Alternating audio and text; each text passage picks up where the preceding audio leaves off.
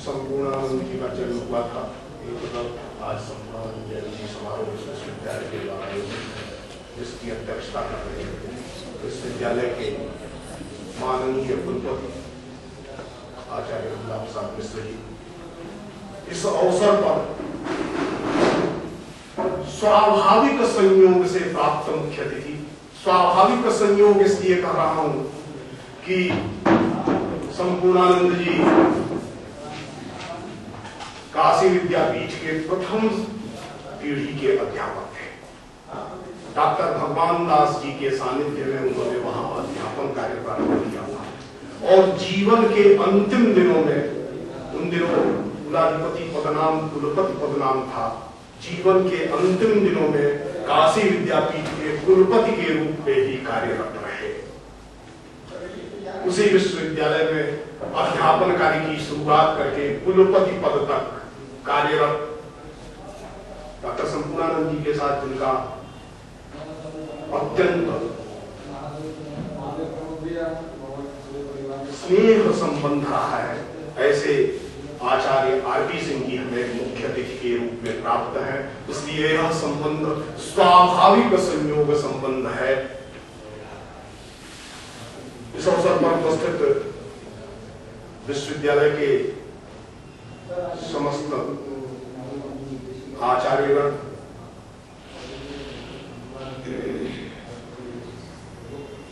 कर्मचारी बंधुओं और युवा मित्रों, इस कार्यक्रम की पृष्ठभूमि थोड़ी रखना चाहता हूं। कुछ दिन पूर्व तुलनात्मक धर्म दर्शन विभाग में पढ़ाते पढ़ाते मैंने डॉक्टर संपूर्णानंद जी के बारे में अपने विद्यार्थियों से पूछा। किसी ने बताया बहुत महान आदमी थे, किसी ने बताया कि बहुत बड़े आदमी थे, किसी ने कहा नहीं विद्वान आदमी थे, किसी ने कहा इस विश्वविद्यालय को बनाया था इसलिए उनके नाम पर यह विश्वविद्यालय है। इसके अतिरिक्त डॉक्टर संपूर्णानंद जी के बारे में स्नातक और स्नातकोत्तर कक्षा का विद्यार्थी पूरी जानकारी नहीं दे सका था। उसमें दोष उसका नहीं था, कहीं न कहीं दोष हमारा नाम अध्यापकों का था। दोष कहीं था तो पूरे विश्वविद्यालय परिवार का था कि हम डॉक्टर संपूर्णानंद जी का आदर तो करते हैं, इसमें कोई संशय की नहीं है। उनके प्रति हमारी सर्वोच्च श्रद्धा तो है, लेकिन श्रद्धा के साथ जो हमारी श्रद्धा है, जिन कारणों से हमारी श्रद्धा है, यह श्रद्धा हमारी उत्तरवर्ती पीढ़ी में भी वितरित हो, इसकी तरफ हम सचेत नहीं रहे। ये हमारी कमी रही है, हमारी गलती रही है। तो मुझे लगा कि यह क्रम तो शुरू होना चाहिए। इस विश्वविद्यालय में पढ़ने वाले प्रत्येक विद्यार्थी को डॉक्टर संपूर्णानंद जी के बारे में सामान्य परिचय तो होना ही चाहिए। 1890 की 1 जनवरी को जन्म हुआ था। तदनुसार भारतीय तिथि से विचार करें तो पौष शुक्ल पक्ष एकादशी संवत 1846।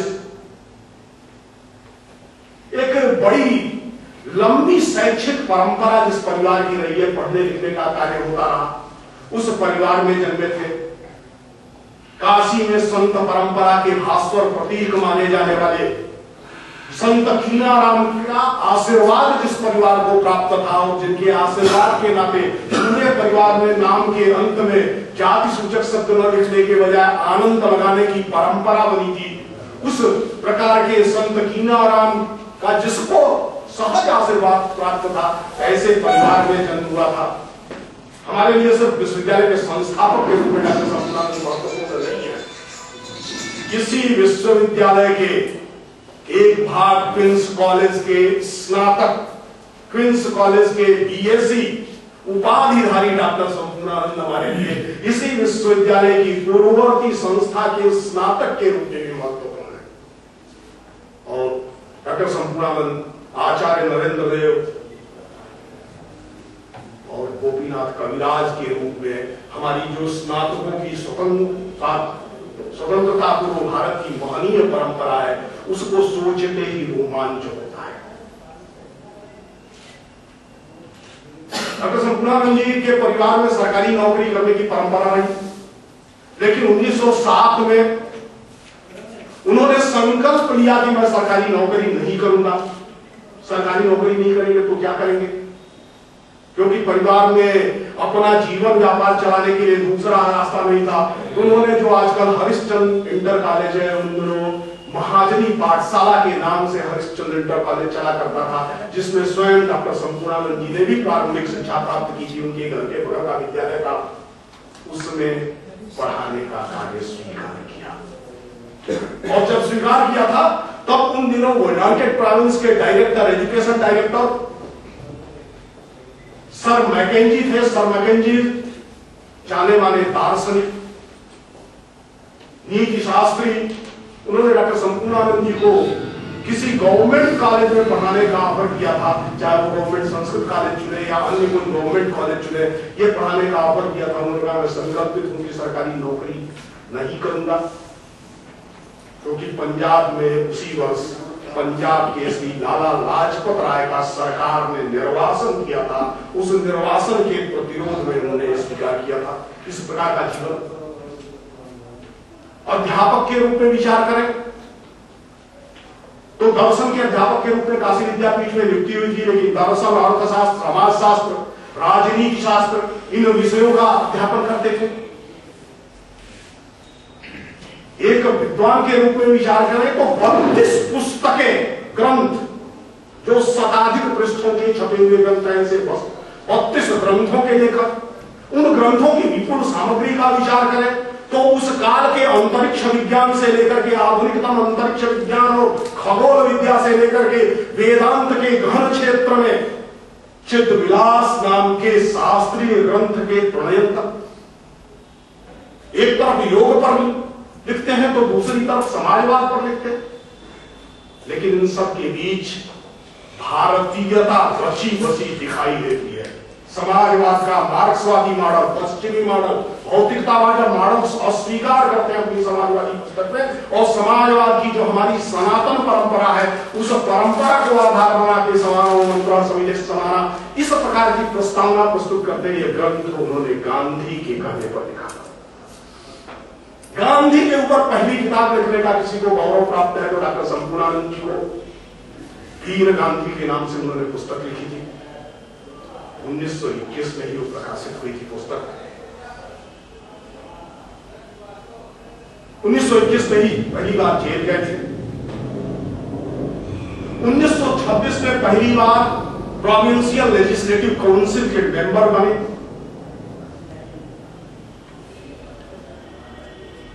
1929 में इस्तीफा दे दिया गांधी के आह्वान पर।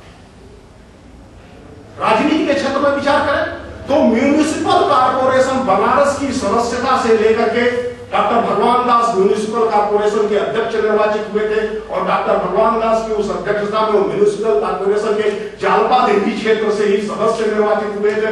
म्यूनिसिपल कारपोरेशन की सदस्यता से लेकर के राज्यपाल के पद तक। शिक्षा क्षेत्र में विचार करें तो प्राइमरी स्कूल के प्राथमिक पाठशाला से लेकर के विश्वविद्यालय के कुलाधिपति तक।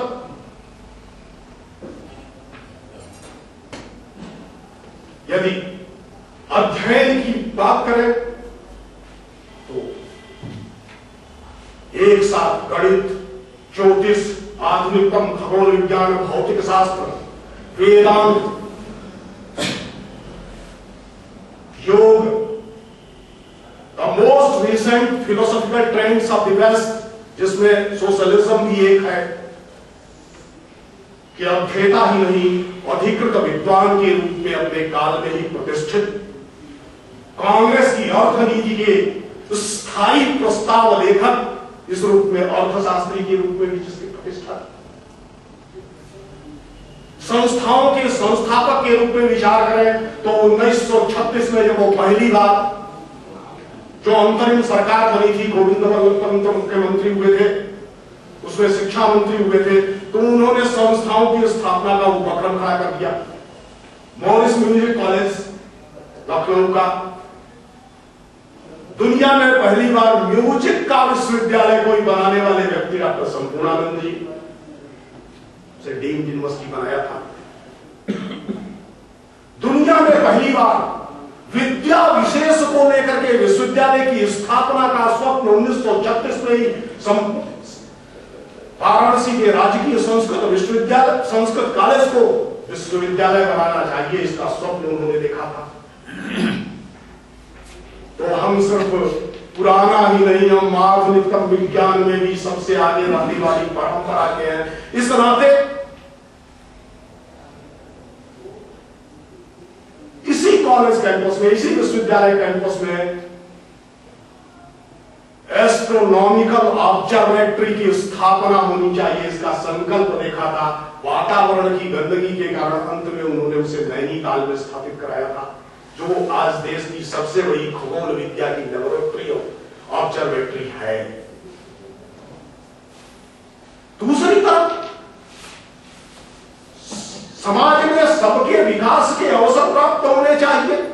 इसका विचार करने के लिए आधुनिकतम दृष्टि से विचार किया जाए तो विधि शास्त्र के क्षेत्र में, न्याय शास्त्र के क्षेत्र में, दंड विधान के क्षेत्र में एक अनुपम प्रयोग के प्रयोगकर्ता डॉक्टर शंकुनानंद मुख्यमंत्री के रूप में मिर्जापुर में खुली जेल की स्थापना एक ऐसा सपना था जिसके बारे में सोचा भी नहीं जा सकता था। राज्यपाल होने के बाद राजस्थान में भी उस प्रयोग को दोहराया। सबको याद होगा एक फिल्म बनी थी, 2 आंखें 12 हाथ, और डॉक्टर शंकुनानंद जी का जो खुली जेल का सपना था, चाहर दीवारी नहीं होगी जेल में कैदी अपने परिवार से अलग करके उसे और अधिक अपराधी बनाने के लिए प्रेरित नहीं किया जाएगा, अभी तो नियंत्रित रखते हुए, परिवार के साथ रखते हुए उसे सुधारने के प्रयास होंगे, जहां श्रम, शिक्षा और संस्कार तीनों की समवेत व्यवस्था होगी। इस प्रकार की सोच, इन सब के बीच ये सब कुछ होगा कैसे, इसके लिए लगातार संस्कृत शास्त्रों के बारे में सोचना पड़ेगा। अद्भुत व्यक्तित्व था। एक तरफ डॉक्टर शंकुनानंद एक किताब लिखते हैं, नागरिक उच्चारणी से छपा ब्राह्मण सावधान, आ रही हिंदू धर्म की, हमारी सनातन परंपरा में आ रही कुरीतियों की तरफ ब्राह्मणों का ध्यान आकर्षित करते हैं और कहते हैं अगर आप सावधान नहीं होते हो, आप इन कुरीतियों के सुधार के लिए आगे नहीं बढ़ते हो, तो ये धर्म समाप्त होगा और ये देश समाप्त होगा। तो दूसरी तरफ उस संस्कृति का संरक्षण होना चाहिए, संस्कृत का संरक्षण होना चाहिए। इसके लिए शंकुनानंद वाराणसी संस्कृत विश्वविद्यालय की स्थापना का स्वप्न देखते हैं। इतना ही नहीं, अद्भुत है।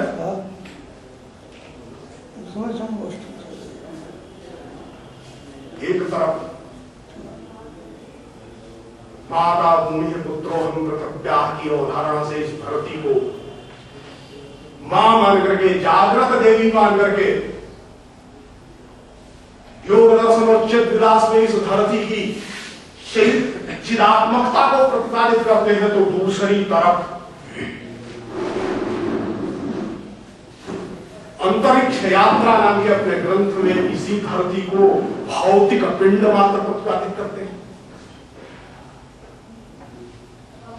जब वो राजस्थान के गवर्नर थे, एक और स्मरण के साथ खत्म करना चाहूंगा मैं, राजस्थान के गवर्नर के रूप में वो काशी आए थे, तो उनका एक अभिनंदन समारोह हुआ था। हम सब लोग नाम जानते हैं, पंडित रामबालक शास्त्री जी डॉक्टर शंकुनानंद जी के अत्यंत अभिन्न व्यक्ति थे।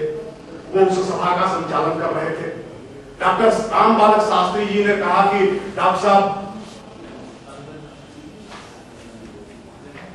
ने जो कार्य किए उनकी चर्चा नहीं की जा सकती, लेकिन एक बड़ा पाप इनसे हो गया, वह पाप हो गया है, पाप ये शब्द है डॉक्टर पंडित रामबालक शास्त्री के, पाप कर्म हो गया है, और यह पाप कर्म है वाराणसी संस्कृत विश्वविद्यालय की स्थापना। उन्होंने रामबालक शास्त्री के अपने तर्क थे, वो तर्क में पढ़ना चाहूंगा। अध्यापक और साहित्यकार जब तक अभाव में पड़ता है, वो साहित्य और समाज का कल्याण करता है। शंकुनानंद जी चुप नहीं रहे, लेकिन इसके बाद उन्होंने कहा था कि संस्कृत भारत की आत्मा है, उन्हीं के शब्द हैं, संस्कृत भारत की आत्मा है, आत्मा की पहचान के बिना भारत खड़ा नहीं हो सकता है। इसलिए संस्कृत को वह समस्त सम्मान मिलना चाहिए, राजकीय सम्मान भी वो समस्त प्राप्त होना चाहिए, जिससे भारत की आत्मा की पहचान भारतवासियों को हो सके। इस नाते मैंने विश्वविद्यालय इसीलिए बनाया था कि इस विश्वविद्यालय में पढ़ाने वाले पंडितों को किसी किस्म की हीन भावना कभी नहीं आएगी, और दुनिया में या भारत में जो विश्वविद्यालय स्तर पर सुविधाएं अध्यापकों को प्राप्त होती है वह प्राप्त हो, यह उनकी दृष्टि है। दूसरी तरफ विचारों की बात करें तो समाजवाद के अनन्य पोषक के रूप में डॉक्टर शंकुनानंद की ख्याति रही है, लेकिन समाजवाद का या अन्य सोशलिज्म का या भारतीय संस्करण भास्वर। भारत के संदर्भों में कहा जाए तो सोशलिज्म का स्पिरिचुअलाइजेशन करने वाला, आध्यात्मिकीकरण समाजवाद का करने वाला यह विचारक समाजवाद की पश्चिमी प्रणाली का अपने कालखंड का दुर्धर्ष आलोचक है। अपने अग्रज, अपने अध्यापक, अपने सखा आचार्य नरेंद्र देव का भी खंडन करने से न चूकने वाला व्यक्ति। इस प्रकार की समस्त परिस्थितियों का विचार करें तो डॉक्टर संपूर्णानंद सिर्फ मुख्यमंत्री के नाते, राज्यपाल के नाते संपूर्णानंद संस्कृत विश्वविद्यालय की स्थापना जैसा उस कालखंड में अकल्पनीय कार्य करने वाले, क्योंकि उस कालखंड में जब संपूर्णानंद संस्कृत विश्वविद्यालय वाराणसी संस्कृत विश्वविद्यालय का प्रस्ताव मंत्रिमंडल से पारित हुआ था, अभी विधानसभा में नहीं आया था, तभी तत्कालीन प्रधानमंत्री पंडित जवाहरलाल नेहरू ने कहा था संपूर्णानंद ये क्या कर रहे हो, एक भाषा का विश्वविद्यालय, एक भाषा का विश्वविद्यालय जब बात करोगे तो अलग अलग भाषाओं के, कोई तमिल का विश्वविद्यालय मानेगा, कोई तेलुगु का विश्वविद्यालय मानेगा, कोई उर्दू का विश्वविद्यालय मानेगा और विश्वविद्यालय की अवधारणा समाप्त हो जाएगी। उस समय डॉक्टर संपूर्णानंद जी ने कहा था यह संस्कृत विद्या का विश्वविद्यालय होगा, यह संस्कृत विद्या का विश्वविद्यालय संस्कृत राज्यों प्राकृत के माध्यम से भारत के अंदर जो साधना परंपरा चली है, जो विद्या परंपरा चली है, उसकी स्थापना का विश्वविद्यालय हुआ और एक लंबा व्यवहार दोनों के बीच हुआ। उसके बाद ये विधानसभा से पारित हुआ। संपूर्णानंद संस्कृत विश्वविद्यालय अकेला विश्वविद्यालय है, गवर्नमेंट संस्कृत कॉलेज के संबद्ध पाठशालाएं पूरे देश में थी। इस नाते उसी समय इसकी एक विशेष व्यवस्था करनी पड़ी थी कि राज्य का विश्वविद्यालय होने के बाद भी यह वैश्विक अधिकारिता का विश्वविद्यालय होगा। इस प्रकार की वैश्विक अधिकारिता का विश्वविद्यालय सोच सकने की क्षमता उस कालखंड में किसी और में नहीं थी। एक और चर्चा करना चाहूंगा, समग्र शिक्षा को लेकर के डॉक्टर संपूर्णानंद की एक विशेष दृष्टि थी और जब 1936 में शिक्षा मंत्री हुए थे तो आचार्य नरेंद्र देव की अध्यक्षता में पहली बार इस देश में भारतीयों का शिक्षा समिति बनी थी। आचार्य नरेंद्र देव शिक्षा समिति जो बनी तो युक्त प्रांत के लिए थी, लेकिन उसकी शिक्षा संबंधी जो संस्तुतियां थी कालांतर में 1946 में जब अंतरिम सरकार बनी और अंतरिम सरकार सारे राज्यों में बनी तो भारत सरकार ने भी आचार्य नरेंद्र देव की उस शिक्षा समिति, आचार्य नरेंद्र देव शिक्षा समिति की संस्तुतियों को देश के स्तर पर स्वीकार किया था। इस प्रकार का क्रांतिदासी व्यक्तित्व, ये देश का सुधार करना है, आजादी के बाद भारत को चलाने, भारत को बढ़ाने और भारत को संरक्षित करने के लिए एक सुस्पष्ट शिक्षा नीति की आवश्यकता है और वह सुस्पष्ट शिक्षा नीति भारत की पारंपरिक शिक्षा प्रणाली का अपलाप करके नहीं चल सकती है। इस नाते संपूर्णानंद संस्कृत विश्वविद्यालय का तत्कालीन रूप जो था वाराणसी संस्कृत विश्वविद्यालय, उसकी भी आवश्यकता इस देश को इस प्रकार की सोच रखने वाले और स्वयं अनिकेत रहने वाले अपने जीवन के अंतिम दिनों में गंभीर रोग से ग्रस्त भारत के अंदर सर्वोच्च पदों को सुशोभित करने वाला वो व्यक्तित्व, खुद के इलाज के लिए पैसे नहीं थे, जिसके मरने के बाद प्रोफेसर सिंह साहब शेष विवरण बताएंगे, जिसके मरने के बाद उसकी चारपाई के नीचे से टिन के बक्से से 265 रुपए कुल जमा पूंजी निकलती है और उस जमा पूंजी से जिसका अंतिम संस्कार होता है। इस प्रकार अपने को अनिकेत रखते हुए, अपने को दारिद्र्य में रखते हुए, अपने को सभी दुखों का केंद्र बनाते हुए सबके सुख की, सबके मंगल की कामना करने वाला यह व्यक्तित्व संपूर्ण भारत की जो ऋषि परंपरा है, जो राजर्षि परंपरा है, जो प्लेटो ने स्कॉलर स्टेट्समैन की अवधारणा कही थी, उस अवधारणा को चरितार्थ करता हुआ कोई व्यक्तित्व देखता है तो डॉक्टर संपूर्णानंद का व्यक्तित्व देखता है। हम उनके द्वारा स्थापित विश्वविद्यालय के सदस्य हैं किसी न किसी रूप में, तो स्वाभाविक तौर पर हमें उनके बारे में जानना और उनसा इस देश में सोचना चाहिए। यह उनकी जयंती पर हम सब लोगों की तरफ से यह संकल्प होता है तो यह उनके प्रति वास्तविक श्रद्धांजलि होगी। इस विश्वविद्यालय परिवार के सभी सदस्यों की वास्तविक कृतज्ञता होगी। थोड़ा समय मैंने ज्यादा ले लिया है, इस क्षमा याचना के साथ अपनी बात